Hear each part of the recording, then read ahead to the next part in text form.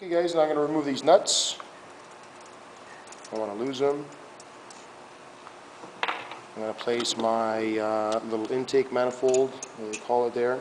Now, on the back side, we got this little hose that goes directly in the valve cover. This purpose of this is to vent any sort of gases that build up in the crankcase out to the intake and then sucked back in so that it can be burned. This is an environmental component here.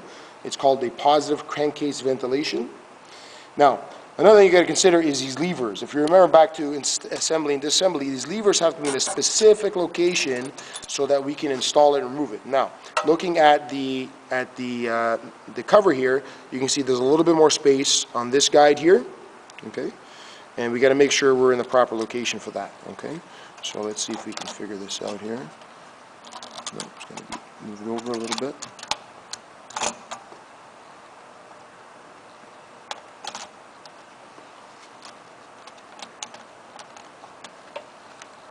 There you go, see how that went right in?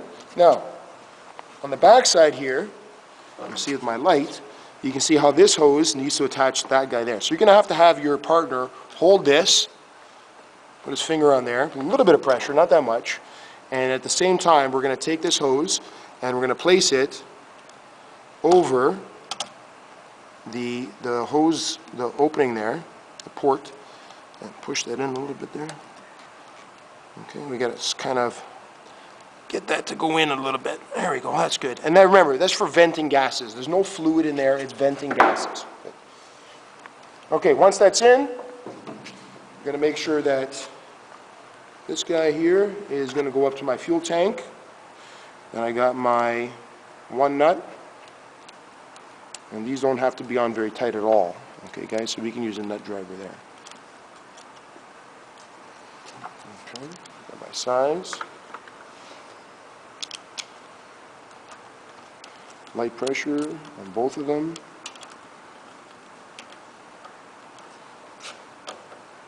Okay.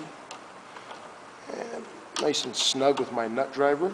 If you over tighten it with a ratchet, guys, those green gaskets that we looked at in that plastic shield will snap and break.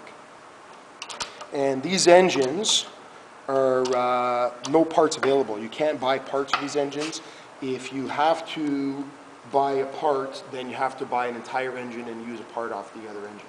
So that can be quite expensive to buy parts for these engines, especially if the same component continuously breaks, okay, for every student. Next we're going to do is we're going to install our air filter. I'm going to take out my wing nuts that I put there before. I didn't lose them. I'm going to put my air filter in. Make sure I don't lose that washer on the top. I'm going to take my wing nut. We call it a wing nut. Kind of looks like the nut has wings. And wing nuts are designed to be tightened by hand. How tight again? Not that tight. Remember, it's going to be coming apart. Then we get the cover. And it doesn't look like there's any sort of specific direction. I'm going to have the warnings facing out for the next group. And then my second wing nut. Hold that in place. Again, not that tight, just light pressure. That's good enough there. Okay guys, and that's the end of section 7. Congratulations, that was a really intense section. So now we're going to finish section 8, which is just a few extra components and the fun part of starting the engine.